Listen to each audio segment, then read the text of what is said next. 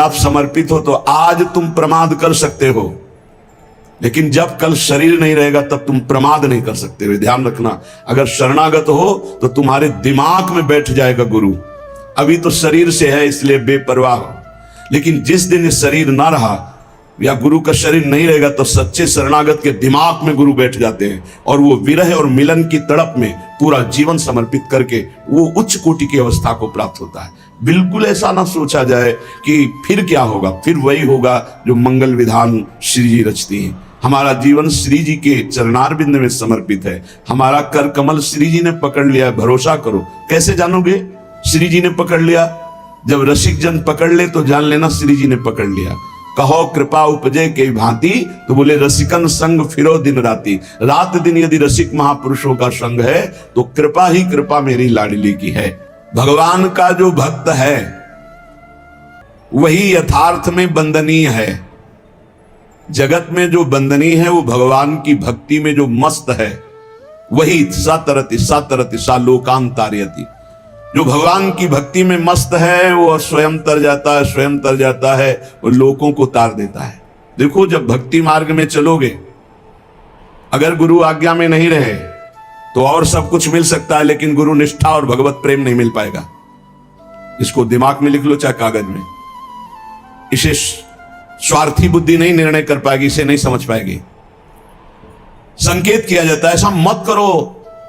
सामने वाले को लगता है बहुत लाभ मिल रहा है, अरे बड़ी हानि हो रही है। जो लाभ के लिए चले थे, जिस लाभ को मिलना था वो छूट गया, तेरा आश्रय छूट गया, तेरी बुद्धि में भ्रम पैदा हो जाएगा, तेरी बुद्धि में अश्रद्धा पैदा हो जाएगी, तेरी बुद्धि कभी श्री जी में नहीं लगेगी। तू खिलवाड़ समझता है। सब छुटा करके एकमात्र श्री जी का भरोसा पड़े रहो, भगवत प्राप्ति हो जाएगी। भरोसा अंदर से अपनी बुद्धि का ले लिया, भरोसा धन का ले लिया, भरोसा अपने प्रबल पुरुषार्थ का ले लिया, चूक कर दी, चूक कर दी। भगवान का जो भक्त है यथार्थ में वही वंदनीय होता है जिसे भगवान ने अंगीकार कर लिया। किसे अंगीकार कर लिया? जिसने सब भरोसा आशा एकमात्र प्रभु के चरणों में, वही भक्त है जिसको एक भरोसो एक बल एक आस विश्वास एक राम घनश्याम हित चातक तुलसीदास। एकमात्र अपने प्रभु से ही आशा भरोसा बल, एकमात्र प्रभु से, प्रभु के सिवा कुछ हमारा बल नहीं। जब गुरुजन कृपा करते हैं तब सब तरह से सब संबंधों को काटकर ऐसी जगह खड़ा कर देते, केवल तुम्हारे हृदय में रहे कि प्रियालाल के सिवा मेरा कोई नहीं। हम समझ नहीं पाते, हम अपनी बुद्धि से भरोसा लेते हैं व्यक्ति का, वस्तु का, धन का, नाना प्रकार के अन्य बलों का, इसीलिए शुद्ध भक्ति का जागरण हृदय में नहीं हो पाता। भक्त वही है जो एकमात्र श्री भगवान को अंगीकार करता है, और वंद्य वही है जिसको श्री भगवान अंगीकार कर लेते हैं। अर्थ शब्दों में तो समझ में आ रहा है, लेकिन आंतरिक अर्थ है भक्त वही है जिसने भगवान को अंगीकार किया, और जगत वंद्य वही है जिसको भगवान ने अंगीकार कर लिया, भगवान ने स्वीकार कर लिया। भगवत भक्ति के बिना जीना क्या जीना, मुर्दे का जीना। जिन हरि भगत हृदय नहीं आनी, जीवित सौ समानते प्राणी। जिसे भगवान ने अंगीकार कर लिया उस कुल जाति वर्ण रूप विद्या इसका कोई महत्व नहीं।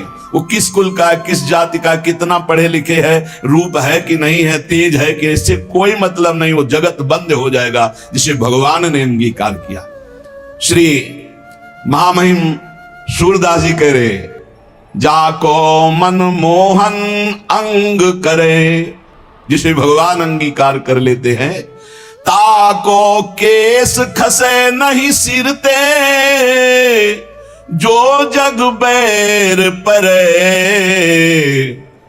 विश्वास कीजिए, ताको केस खसे नहीं सिरते, जो जग बैर परे। जाको मन मोहन अंग करे। किस माने बाल? एक भी बाल कोई सर का उखाड़ नहीं सकता है जिसके भगवान रक्षक हो गए, जिसको भगवान ने स्वीकार कर लिया। हिरण कश्यप परहार थक्यो, प्रहलाद नने कुडरे। अजहू लगी उत्तान पाद सुत, अविचल राज करे। जाको मन मोहन अंग करे। गयाधु जी ने सुंदर श्रृंगार किया। प्रहलाद जी का 5 वर्ष के बालक हैं, दौड़ कर गए सिंहासन त्रिभुवनपति हिरण्यकश्यप, जिसकी एक ललकार गर्जना में बड़े बड़े देवता हाथ जोड़कर खड़े होते हैं, वही है भगवान का दिव्य पार्षद, कोई और थोड़ी है। जाके साष्टांग दंडोत किया, पिताश्री गोद में उठा लिया, दुलार किया। तुम्हें सबसे ज्यादा पसंद क्या है? हिरण्यकश्यप ने पूछा। प्रहलाद जी को दुलार कर दे, क्या पसंद है तुम्हें? जैसे बच्चों से पूछा जाता है तुम्हें क्या पसंद है, तुम क्या खाओगे, तुम क्या चीज चाहते हो, तो प्रहलाद जी से पूछा तुम्हें क्या पसंद है? तो उनका पिताश्री, मुझे भगवान की श्रवणम कीर्तनम स्मरणम विष्णुर्पाद सेवनम अर्चनम बंदनम दास्यम सख्य आत्मनिवेदनम, ये नवधा भक्ति बहुत प्रिय। हरि की नवधा भक्ति प्रिय सुनते ही आग बबूला हो गया। उठाकर प्रहलाद जी को पटक दिया सिंहासन के नीचे और कहा किसने ऐसी बुद्धि हमारे इस बालक की कर दी? प्रहलाद जी ने कहा ऐसी मति सिखाने पढ़ाने से नहीं होती दैत्यराज। भाषा बदल गई। जिसे पिताश्री कह के प्रणाम किया था, देखा भगवान का विरोधी, तो कहा दैत्यराज, ये किसी के सिखाने पढ़ाने से बुद्धि नहीं होती, ये महापुरुषों के पादरज अभिषेक से ऐसी निष्ठा जागृत होती है। बोले मार डालो इसको, हाथियों से कुचला दो। बड़े बड़े मत वाले हाथी से कुचलाया गया।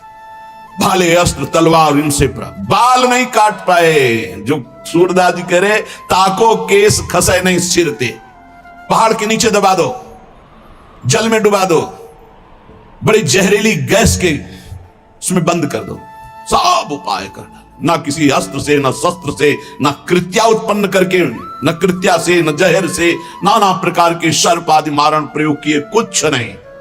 हार गया, भयभीत होकर बैठा था।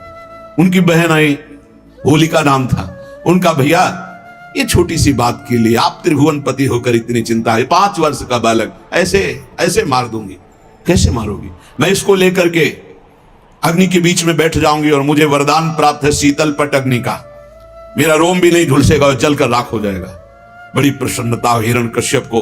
अब बहुत ढेर सारी लकड़ी लगाई गई, बीच में जगह बनाई गई। होलिका प्रहलाद जी को ऐसे पकड़ के बैठ गई। प्रहलाद जी निरंतर चल रहा था, हरि हरि हरि राम कृष्ण हरि, भगवान नाम कीर्तन। वो बड़ी प्रसन्न थे कि अपने भाई का बड़ा हित करूंगी। जे भी आग लगाई गई, हरि प्रेरित ते ही अवसर चले मरुतो 49। जैसे लंका में जब वही हनुमान जी की पूंछ में आग लगाई, हनुमान जी अति लघु रूप रखा था, ऐसा बड़ा कि वह पूरी लंका में जाने की जरूरत नहीं, जहां चाहो वहीं से लगा दो। हरि प्रेरित ते ही अवसर। ऐसी वायु चली प्रबल की शीतल पट प्रहलाद जी के ऊपर, और होलिका चीख चीख कर जल जल कर राख हो गई। जब सुबह हुआ तो असुर मंडली और भक्त मंडली दोनों गए। देखा प्रहलाद जी शांत भाव से बैठे उसी राख में कीर्तन कर रहे। तो आज भी होली उत्सव जैसे मनाया जाता है, सब तिलक कर रहे राख। अब जो राक्षसी स्वभाव के तो वो क्या करे, तो हाय हाय करके एक दूसरे के मुंह में कालिख पोतते हैं, मदिरा पान करते हैं, उन्मत्तता दिखाते हैं। अब क्या करें? प्रहलाद जी का एक रोम भी नहीं झुलसा था। होलिका जिसे वरदान प्राप्त था जल के राख हो गई। क्या बिगाड़ पाया कोई?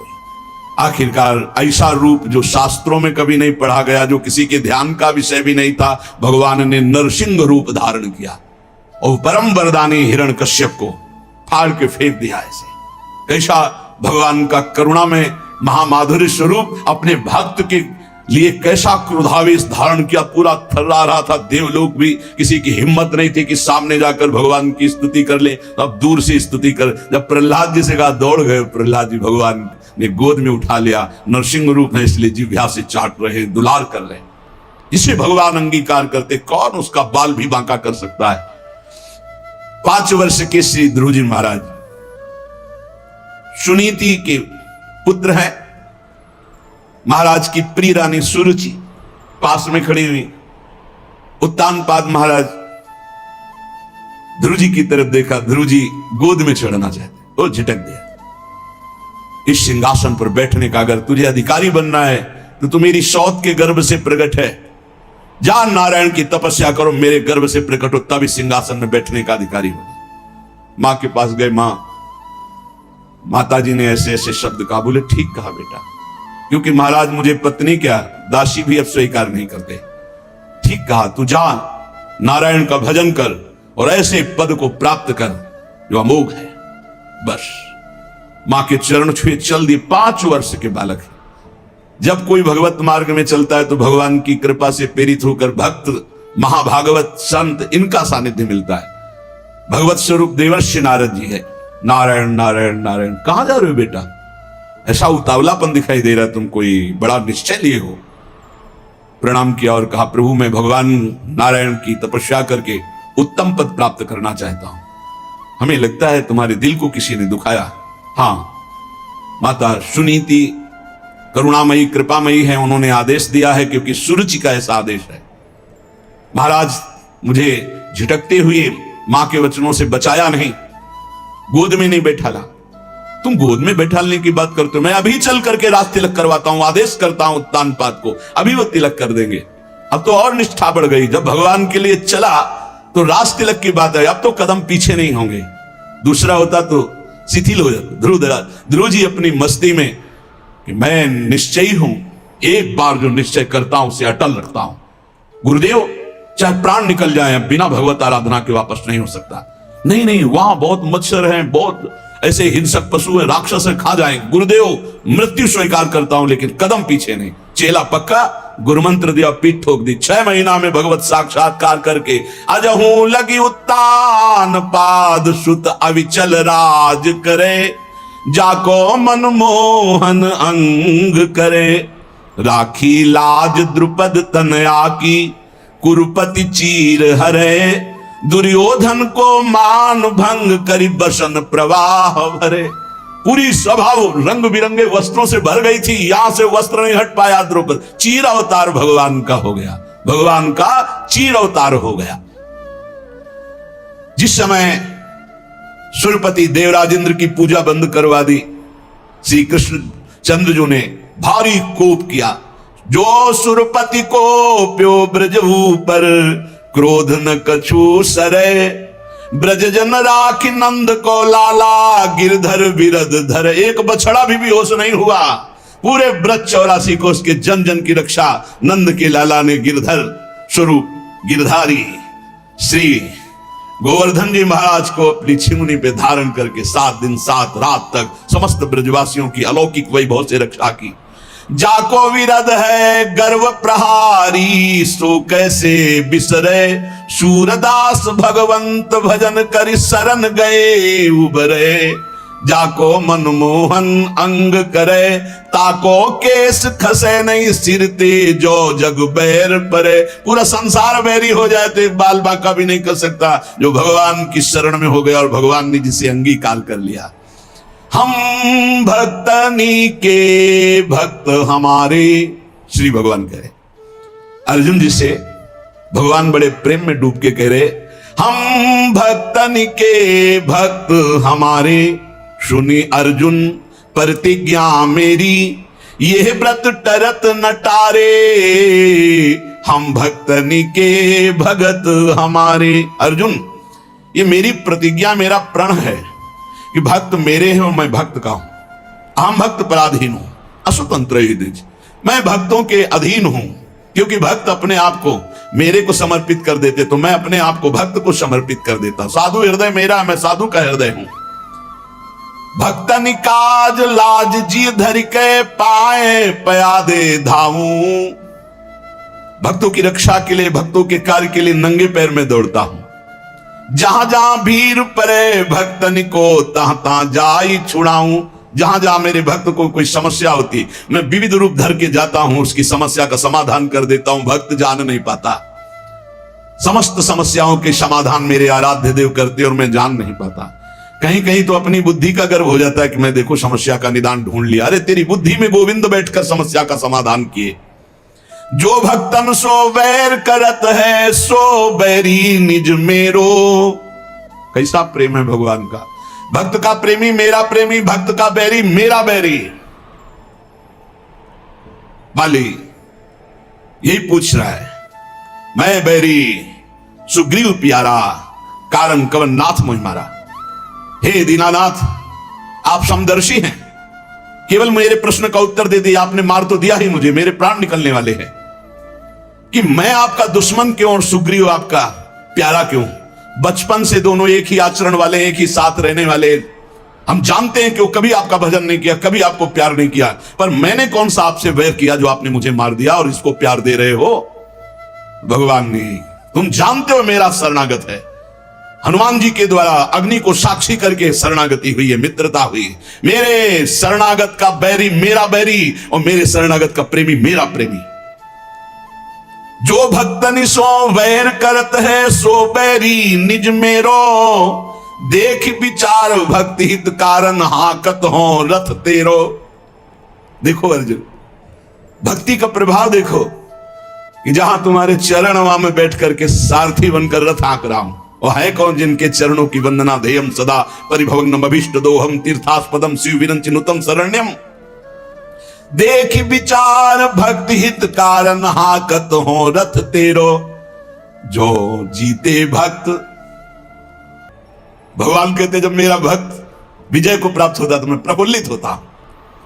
और हारे हार, जब भक्त की हार तो मेरी हार, भक्त की जीत तो मेरी जीत। कैसा कैसा हृदय भगवान। जीते जीत भक्त अपने की, हारे हार विचारों। शूरदास सुनि भक्त विरोधी, चक्र सुदर्शन जारों। हम भक्तनी के भक्त हमारे। अर्जुन, मैं भक्तों का भक्त हूं। अगर हमारे भक्त को कोई कष्ट देना चाहे तो सुदर्शन चक्र से उसको नष्ट करता हूं। सुदर्शन चक्र की एक महिमा की भगवान जैसा संकल्प करते तत्काल वैसा ही रूप धारण कर लेते हैं। जरूरी नहीं वो चक्र ही रूप धारण करे, वो विविध रूप धारण करके और भक्त द्रोही का नाश प्रारंभ कर देते हैं। कभी ऐसा नहीं हो सकता कि जो भगवान के भक्त से बैर करे सुरक्षित रह सके। नहीं, राम रोष पावक सो जरई, जो अपराध भक्त को करे। प्रभु का एक बड़ा गंभीर स्वभाव महापुरुषों ने पकड़ा। प्रभु को देखो एक शुभाई, अति गंभीर उदार उदद हरि जान शिरोमणि राई। प्रभु को देखो एक शुभाई, तिनका सो अपने जन को गुण मानत मेरु समान। सकुच गणत अपराध समुद्र ही बूंद तुल्य भगवान। भगवान का एक स्वभाव देखा गया सूरदास जी महाराज के। बड़े उदार, गंभीर और सर्वज्ञ, सब कुछ जानने वाले हैं। अगर भक्त तिनका जैसा छोटा कोई भगवान की सेवा, कोई भगवान को आराधना वंदना कर दे तो भगवान उसे सुमेरु पर्वत के समान मानते हैं। मेरा बड़ा भगत मेरी बड़ी सेवा करता है। और अगर समुद्र के समान अपराध कर दे तो सकुच के उसे बूंद के समान भी नहीं मानते।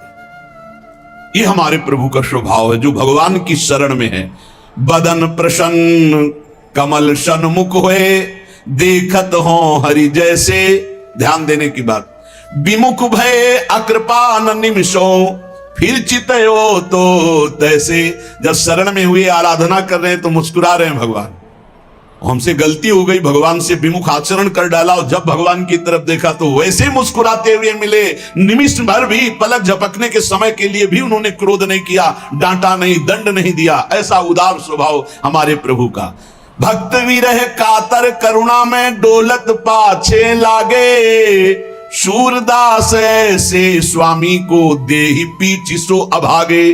अपने भक्त के लिए करुणा से विकल होकर भगवान पीछे रहते हैं। जैसे बछड़ा आगे चले और गाय रंभाती हुई इसकी सुरक्षा में पीछे चले, ऐसे ही भगवान जहां जहां मेरा भक्त चरण रखे वहां वहां रखूं हाथ, पीछे पीछे मैं फिरूं, कभी न छाड़ू साथ।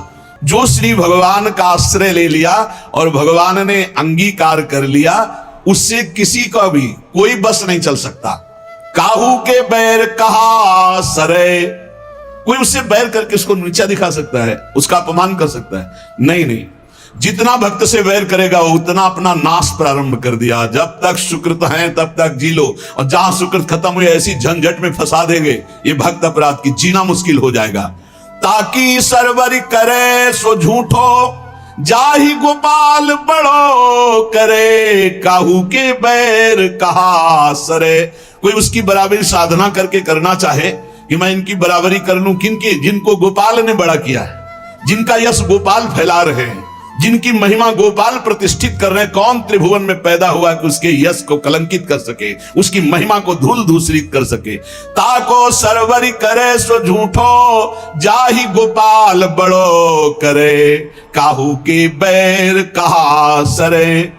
बोले शशि सन्मुख जो धूरी उड़ावे, उलटता ही के मुख परे। यदि आकाश में से चंद्रमा को धूल दूषित करना चाहो तो तुम्हारा मुंह धूल दूषित हो जाएगा, चंद्रमा का नहीं।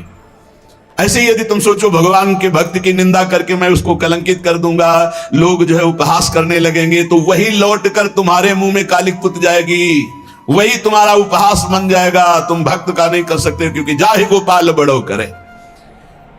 भक्त है समुद्र और निंदक है चिड़िया। क्या चिड़ियों की चोंच से भर भर कर फेंकने से समुद्र खाली हो जाएगा? चिड़िया कहा समुद्र उलीचे। चिड़िया नियम ले ले कि मैं समुद्र को खाली कर दूंगी, मर जाए चाहे जीवन भर, वहां कुछ फर्क पड़ता है?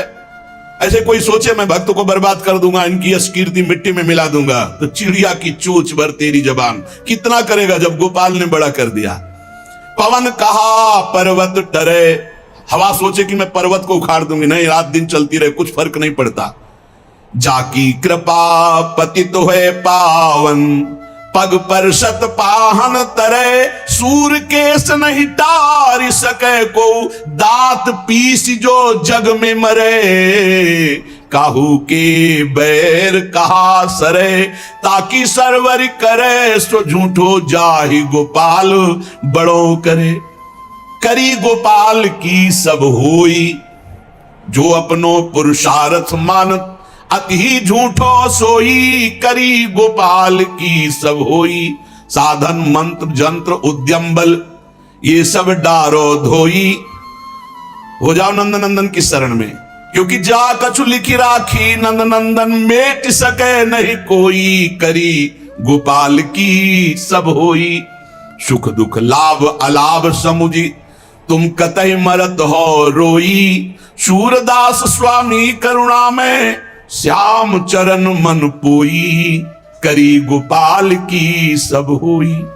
और सच्ची बात आप समझिए, किसी का मन इंद्रियां भगवदाकार परम पवित्र आचरण निरंतर भजन परायण साधन में बड़ी उन्नति, ये भगवत कृपा से होती है। अगर अपने को जांच कर देखें तो अपने में ऐसी सामर्थ्य नहीं, तो श्री जी की कृपा से होती। अपनी सामर्थ्य है, अपने को बिगाड़ सकते हैं हम। अगर कुछ बन रहा है तो तिहारी कृपा से, जो कछु है सब तिहारी कृपा से। बिहारी बिहारी और सब मिथ्याभाषी, जो बोले सो झूठा कि मैंने ये किया मैंने ये किया, आपकी कृपा से होता है। अपराध्यात्मनो दंडे, अपराधी शरीर है। अब कोई हमको पिटाई करे हमारी, तो मैं दुखी नहीं होऊंगा, क्योंकि जानता हूं किसी अपराध का मोचन है। देखो ये बहुत पकड़ने लायक बात है। मैं स्वभाव से निंदात्मक आचरण वाला हूं। कौन बोल रहे हैं? इतने बड़े महापुरुष जो ब्रह्म प्राप्त हैं और जो भगवत प्रेमी भी हैं, उच्च कोटि के प्रेमी। देखो भला कैसा हृदय होता है इन महापुरुषों का। जिन को तन दियो ताको ना भजन कियो, ऐसो नोन हरामी। मौसम कौन कुटिल खलकामी। महामहिम श्री सूरदास जी महाराज के कैसे महापुरुष हैं, कितना हृदय निर्मल और दैन्य है। मैं निंदा के योग्य स्वभाव वाला हूं। यदि मेरी कोई निंदा करेगा तो मुझे क्यों दुख पहुंचेगा? क्योंकि मैं निंदा के योग्य हूं। ये साधक की निष्ठा होनी चाहिए। और अपराधी शरीर है, अपराध्यात्मनो दंडे। अगर मुझे कोई दंड देता है, पिटाई कर देता है, तो मैं आनंद पूर्वक सह लूंगा, क्योंकि शरीर से कोई पाप बना है, उसका मार्जन प्रभु करा रहे हैं। काकु परो वजानाति परे मत्वा धर्मम स्वम स्थिरम। मैं यहां किसी से का परिचय नहीं बनाऊंगा। मुझे कोई गाली दे या पिटाई करे तो किसी का परिचय नहीं बनाऊंगा कि भाई तुम कभी हमारे सहयोग में आ जाना। नहीं, हमारे परिचय में केवल प्रिया प्रीतम। किसी की अवज्ञा नहीं करूंगा, पर किसी से परिचय भी नहीं बनाऊंगा। ये साधक में होना चाहिए। नहीं फंस जाओगे। नहीं, बने तो रघुबर ते बने, बिगड़े तो भरपूर। तुलसी और अंते बने, ता बनी बेपे धूर।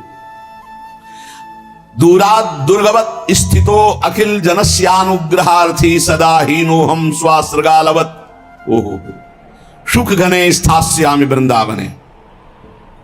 मैं दूसरों के वाहवाही से, दूसरों के सहयोग से दूर रहूंगा। जैसे कोई किले में छिप कर रहता है, ऐसे मैं सबकी कृपा चाहता हूं, सबको प्रणाम करता हूं। वृंदावन में श्रृगालवत श्वानवत कह रहे, हीनोहम स्व श्रृगालवत, श्वानवत और श्रृगालवत। अपने को बड़ा नीच मानकर वृंदावन वास करूंगा। यही रहे नहीं वृंदावन की। अपने को बड़ा दीनहीन। वृंदावन इह विद विषय तज के सब अभिमान, तृणते नीचो आपको जाने सोई जान। अगर कुत्ता सियार की तरह मतलब जैसे पड़े हैं, जो मिला खा लिया, बस अंदर राधा राधा राधा राधा, बड़ी अद्भुत स्थिति। श्रीपाद ये हमें उपदेश कर रहे हैं कि हमें ऐसे भगवत मार्ग में चलना है। नहीं वृंदावन वास मिला तो वृंदावन के आश्रित तो हो, तुम्हारी निंदा हो तो खुश होना चाहिए, मैं ऐसा ही हूं। पिटाई हो तो आनंदित होना चाहिए, मेरे किसी पाप का मार्जन हो रहा है। अपराधी शरीर है, न जाने क्या क्या अपराध किए, उसी का दंड मिल रहा है। किसी से अपने को परिचय नहीं बनाना है कि हमें दंड मिले या कोई गाली दे, निंदा करे तो हम अपने परिचय का प्रयोग कर दें, हम अपने किसी बाहरी बल का प्रयोग कर दें। नहीं, नीचापमानम शुदा, नीच पुरुषों द्वारा किया हुआ अपमान अमृत के समान लगे। किसी की अवज्ञा नहीं करूंगा, और किले में रहकर जैसे छुप कर कोई रहता है, ऐसे अपने को छुपा करके वृंदावन में अपनी महिमा को ढक करके सबसे नीच रहकर सबकी कृपा प्रार्थना चाहूंगा। सबकी कृपा मिले मुझे, तृणवत नीच होकर के बहुत उत्तम अवस्था को प्राप्त किया महापुरुषों ने।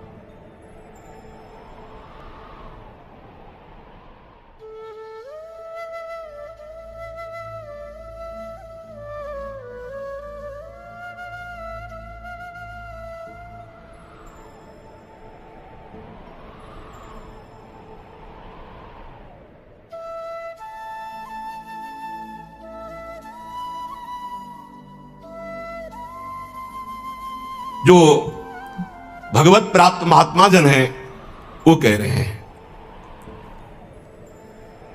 बहुत जन्म व्यतीत हो गए इस शरीर से प्यार करते हुए, लेकिन सदगुरुदेव नहीं मिले, इसलिए तुम बाजी हारते गए। मन रे अब की बेर संहारो, जन्म अनेक दगा में खोए, बिना गुरु बाजी हारो।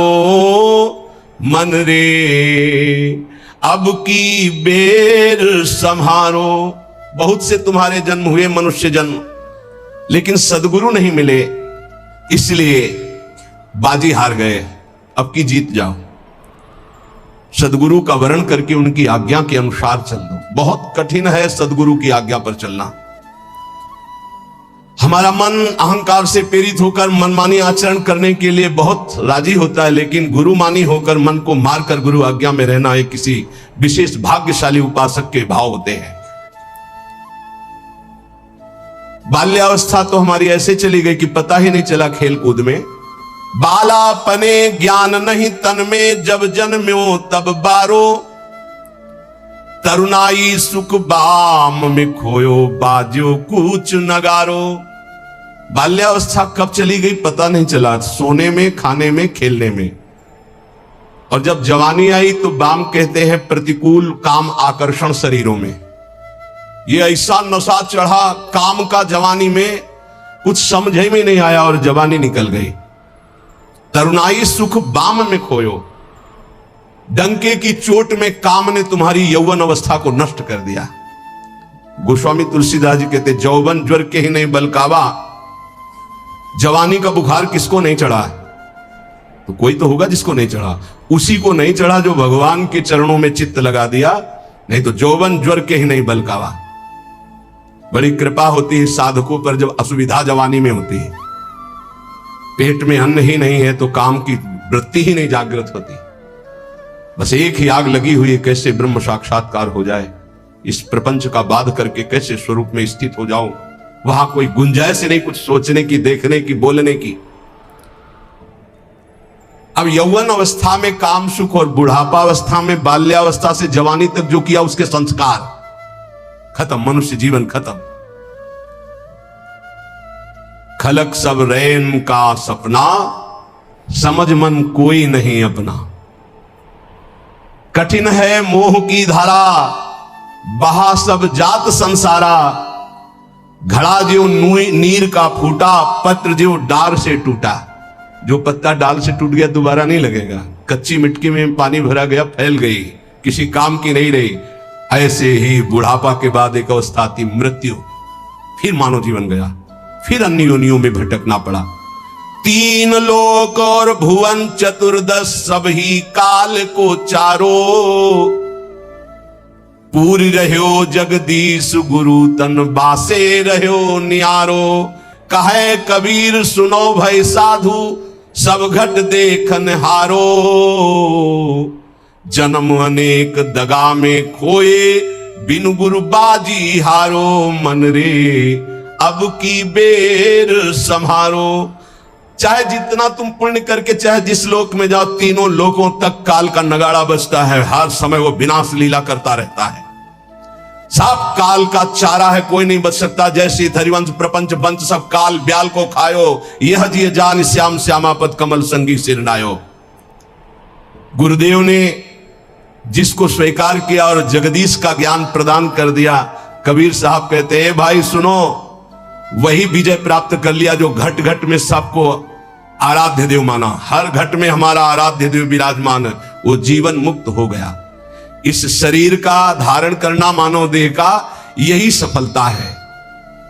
नाम जप करते हुए सब में भगवत भाव करके अपने आप का उद्धार कर ले। समझो रे भाई, समझो रे, अरे हिया नहीं रहना, करना अंत पयाना। जाना है भाई जाना है, मरना है भाई मरना है, आज नहीं तो कल मरना है। गंदे विषय सेवन करके नहीं, भगवान नाम जप करके, अच्छे आचरण करके, भगवत प्राप्ति करके मरना है। यदि हम इस मनुष्य शरीर से भगवत प्राप्ति नहीं कर पाए तो हमारे दुख का अंत नहीं होने वाला। प्रेम भक्ति की रीति समझ कर हित सो राम रिझावे। गोविंद के कौतुक गुण लीलाता को ध्यान लगावे। सेवा सुमिरन बंदन अर्चन नौधा सो चित लावे। अब की अवसर भलो बनो है, बहुरी दाव कब पावे। भजन प्रताप उतरे भव सागर, उर आनंद बढ़ावे। साधुन की संगति को साबुन लेकर ममता मैल बहावे। हे भाई, बिना प्रेम भक्ति के भगवान की प्राप्ति कठिन है। गोविंद के चरणारविंद का आश्रय लेकर नाम जप करते हुए जो लीला गाते हैं, अर्चन बंदन करते हैं, नौधा भक्ति करते हैं, उनके हृदय में प्रेम लक्षणा भक्ति जागृत होती है। ये प्रेम लक्षणा भक्ति साधु संग से आती है। साधु संग रूपी ऐसा साबुन है कि ममता रूपी मैल धुल जाता है, और जहां मन ममता रूपी मैल से रहित हुआ तहां प्रेम प्रकाशित हो जाता है। प्रेम प्रकाशित होने में जो बाधा है, भक्ति करते हुए और साधु संग करते हुए भी यदि प्रेम प्रकाशित नहीं हो रहा तो ये कुछ बाधाएं इसमें वर्णन की गई हैं। ध्यान से सुन लो और इनको कभी करना नहीं तो प्रेम भक्ति जरूर जागृत हो जाएगी। पहला, आहार दोष। ध्यान में बैठा लो या लिखते जाओ। आपको साधु संग मिल गया है, नवधा भक्ति कर रहे हैं, लेकिन प्रेम नहीं प्रकट हो रहा है। जैसे आप वृंदावन धाम वास कर रहे हैं, सत्संग कर रहे हैं, नाम कीर्तन कर रहे हैं, प्रेम नहीं प्रकाशित हो रहा है, तो इन दोषों को देख लो आपके अंदर है क्या। पहला है आहार दोष। आहार दोष बुरी कमाई से जो अन्न आता है वो बुद्धि को भ्रष्ट कर देता है। इसीलिए हम आकाश वृत्ति से जीते हैं। आकाश वृत्ति, हमारे पास वही अन्न आएगा जो श्री जी पास करेंगे। नहीं, हिम्मत नहीं किसी के यहां रख दे। यहां शासन है सहचरियों का। यहां ऐसा नहीं कि कोई पापात्मा आवे और आके गड्डी रख के चला जाए, ऐसी हिम्मत नहीं, उसके कदम नहीं उसके अंदर प्रवेश कर सकते। यहां शासन है, अव्यक्त शासन है। अगर यहां 100 रुपया कोई रखता है तो मेरी लाडली जो से प्रेरित होकर रखेगा, अन्यथा नहीं। इसीलिए दो प्रकार से हमारा भोजन चलता है। एक तो ब्रजवासियों की टूक मांग के आते हैं, और दूसरा आकाश वृत्ति से जो आता है, बिना मांगे, बिना इशारा किए और बिना किसी प्रकार का सम्मान दिए। ये नहीं कि आप अर्थ देने वाले हो तो आपको एकांत में बुलाकर जयमाला पहनाई जाए, जय हो आपकी, आपसे बिल्कुल नहीं। और हो सकता है कि आपको कटु वचन सुनने पड़े और फिर आप रखो तो तुम बहादुर नहीं, लेके जाओ। लक्ष्मीपति जिनके सेवक हैं, उनके सेवक हैं, इसलिए हर अन्न का कण पवित्र होगा। यहां का हमारी स्वामिनी के द्वारा प्रेरित जो आता है वो हृदय से स्वीकार है। इसलिए कहीं भी किसी भी तरह का इशारा, दान पेटी, कोई ये सब नाटक कि भाई यहां इतने भरो, इतने भरो, कहीं कोई अगर कोई बाहर कर रहा है तो नौटंकी नाटक करके अर्थ एकत्रित करने वाला वो अपराधी माना जाएगा। इस पूरे राधा केली कुंज के भागवतिक विधान में किसी भी तरह के अर्थ का प्रवेश नहीं है। हम भिक्षुक हैं, हमारा भरण पोषण स्वामिनी से होता है। किसी के हृदय में ऐसे किया, स्वामिनी जी के आगे चढ़ गया, उसी से बिजली का बिल, उसी से उदर पोषण होता है। और ये हम इसलिए नहीं सुना रहे कि तुम चढ़ा देना। हम तो कसम खवाई सत्संग में कि जिनको ये लगता हो कि मेरे द्वारा चलता है, तुम्हें इष्ट की कसम यहां चवन्नी मत चढ़ाना। हम देखते हैं अपने स्वामी को, तुम्हारे से हमारा नहीं चलता, हम स्वामी से देखते हैं जिनसे अनंत ब्रह्मांड, तुमने सहयोग किया था ब्रह्मांड बनने में, क्या अनंत ब्रह्मांड एक संकल्प में बन गए, उनके हम दास हैं। तो जो अधर्म की कमाई से, अधर्म की कमाई कैसे होती है? जहां हमारा धर्म कहता है कि ये नहीं लेना चाहिए, हम उसे लेते हैं। जहां हमारा धर्म कहता है ये नहीं करना चाहिए, उसे हम करते हैं और फिर वो अर्थ लेते हैं। कई तरह के अधर्म की कमाई होती है। इसको हमने देखा भ्रमण के समय में। जैसे कहा जाता है कि आपका ब्लैक व्हाइट हो जाएगा, ऐसा हमने नहीं कहीं पढ़ा, शास्त्रों में नहीं पढ़ा, संतों से नहीं सुना। धर्म से 10 रुपया कमाओ, 4 रोटी बनाओ, 1 रोटी में 4 टुकड़े कर लो, 3 में तुम पाओ।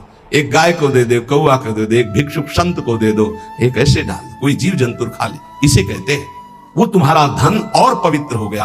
पापाचरण करके आओ, 1 लाख में 10,000 दो, नरक जाओगे, क्योंकि वो 10,000 जो खाएगा उसकी बुद्धि भ्रष्ट हो जाएगी।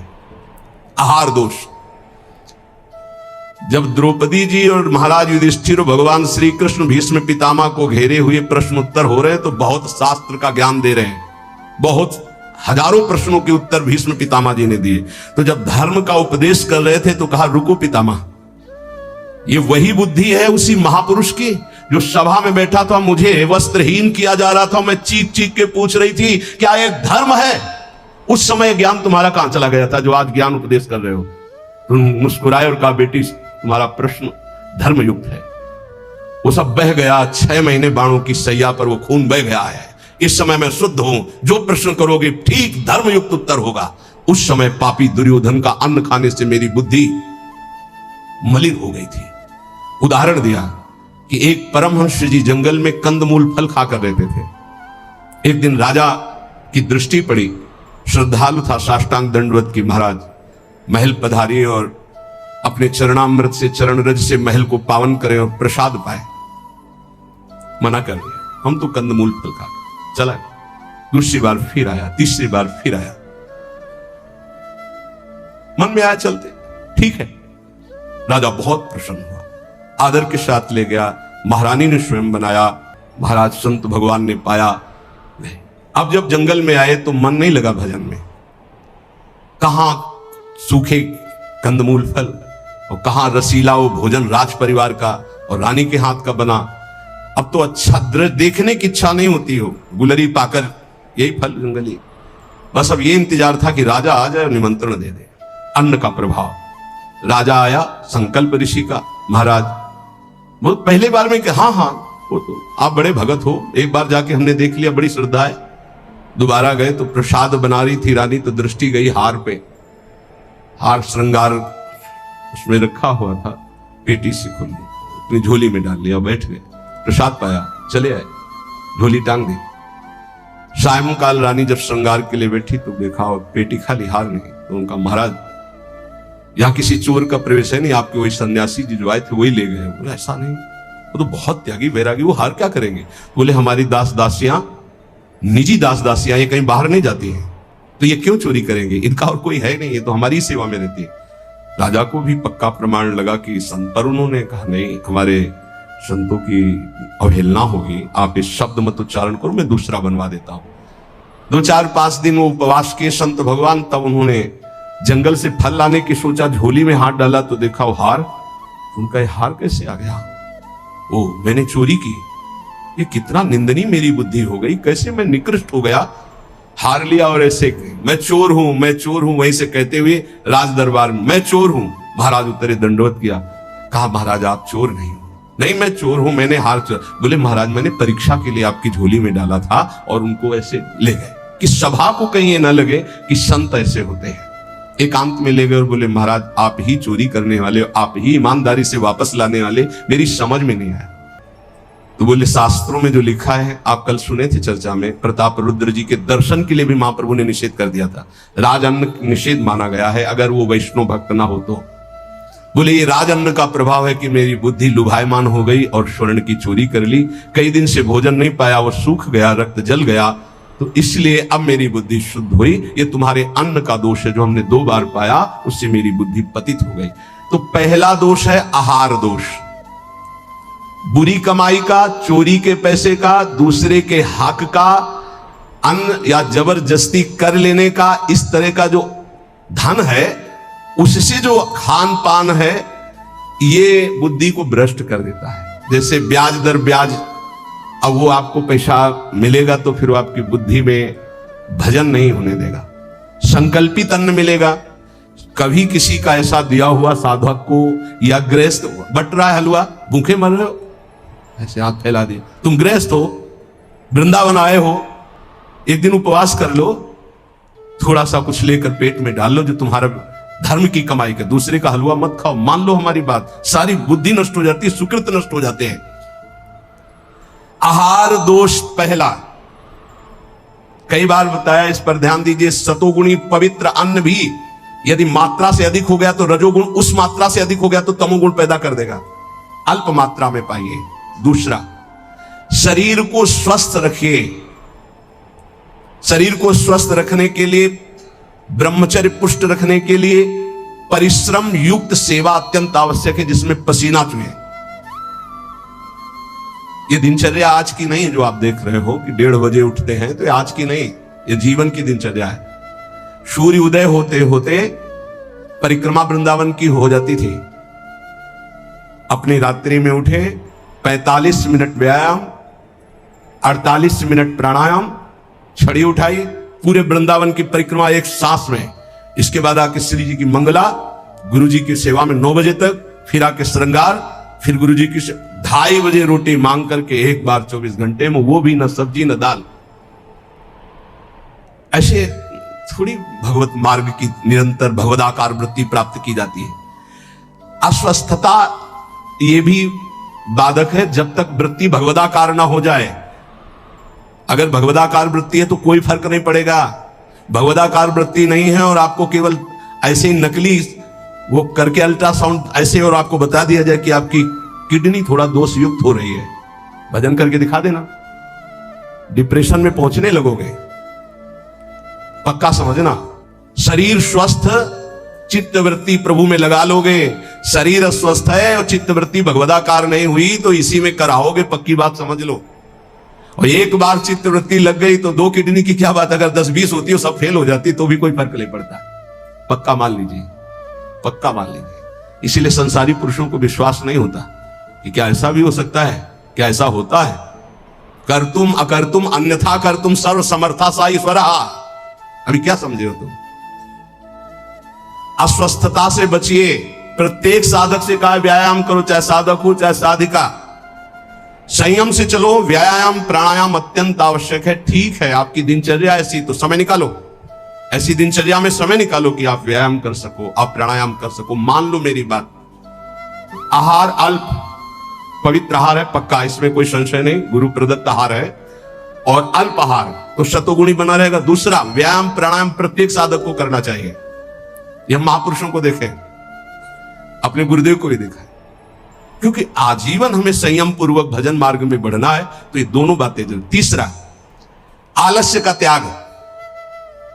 आलस्य, वृंदावन रहते हुए भजन करते हुए भगवत मार्ग में आपके प्रेम क्यों नहीं प्रकट हो रहा? यह सिद्ध महापुरुष के द्वारा बताए हुए। पहला, आहार दोष।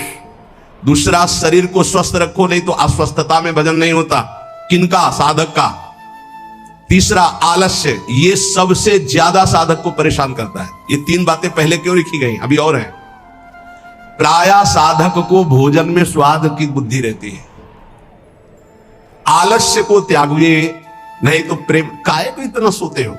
हम तो प्रभु से मनाते थे कि हमें नींद ना आए, प्रभु मेरी नींद खत्म हो जाए। तो आज उसकी कृपा का फल प्राप्त हो रहा है।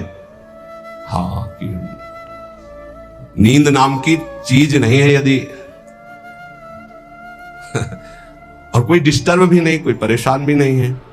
ये बस अगर आप ठिकाने देखो, नींद को विश्राम जो इंद्रियों को मिलता है नींद में ना, वो संसार का चिंतन छोड़ने से। खास बात समझिए, 6 घंटे संसार का चिंतन छोड़ के बड़ा फ्रेश लगा, और 6 घंटे अगर भगवान के चिंतन में संसार को भूल गए तो कैसा लगेगा, सोचो। चौथा है प्रमाद।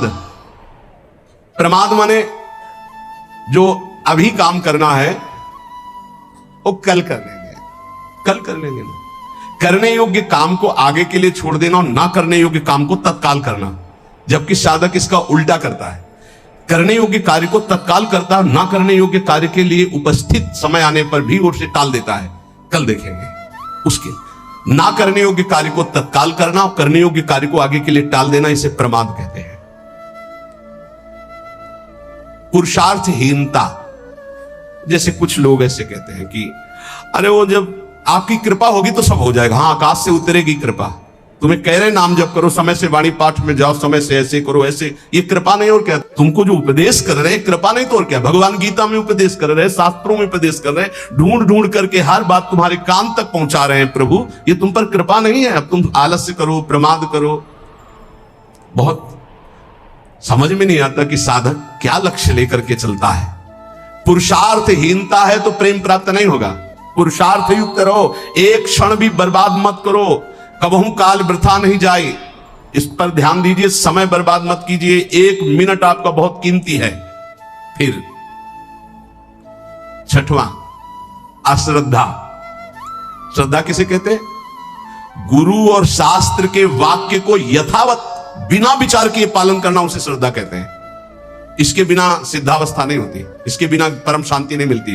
श्रद्धावान लभते ज्ञानम तत्परा संहितेन्द्रिया ज्ञानम लब्ध्वा पराम शांति मचिरेणादि गच्छति। श्रद्धावान ही ज्ञान को प्राप्त होता है, ज्ञानी ही अपनी इंद्रियों को संयम में रखता है, इंद्रियों को संयम में रखने वाला ही परम ज्ञान परम शांति को प्राप्त होता है। प्रथम हृदय श्रद्धा जो करे, सेवक वाणी, प्रथम हृदय श्रद्धा जो करे, आचार्यजन जाय अनुसरे जहां जहां हरिवंश के, तब बात बनती है। भवानी शंकरो वंदे श्रद्धा विश्वास रूपिणो याभ्याम बिना न पश्यन्ति सिद्धा स्वांता। कह रहे हैं ऐसा करो, बिल्कुल नहीं सुन रहे तो क्या है? अश्रद्धा। ये तुम्हें प्रेम प्राप्त नहीं होने देगी, ये भगवदानंद की अनुभूति नहीं होने देगी।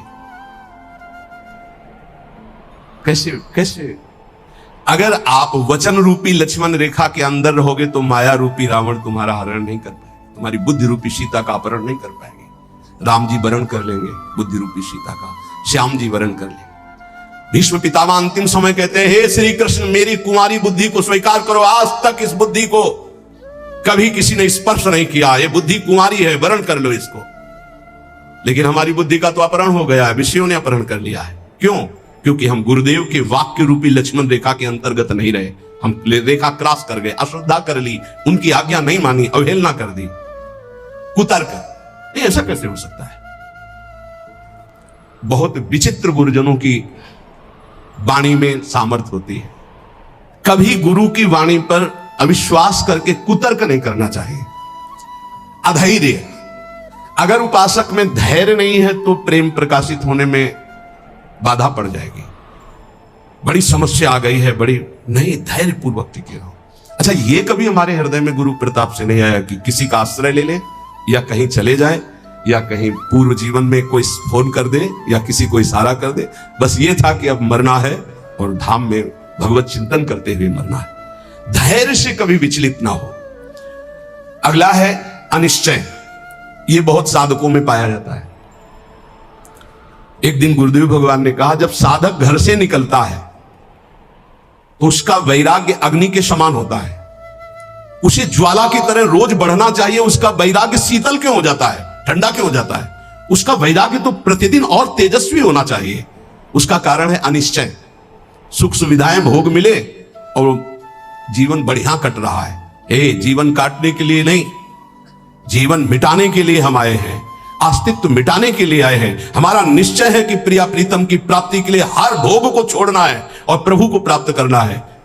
वैरागी वही है जो समस्त भोगों के बीच में रहता हुआ भी भोग स्वीकार नहीं करता, केवल अपनी दिनचर्या और भगवत प्राप्ति के हेतु जीने के लिए केवल उसको धारण करता है। ऐसे बहुत से संत अपने। अभी एक उपासक बच्चा है, पूछा, तुम्हारी बनियान में रंग लगा है, रंग वाली बनियान क्यों पहने, दूसरी पहन लो ना।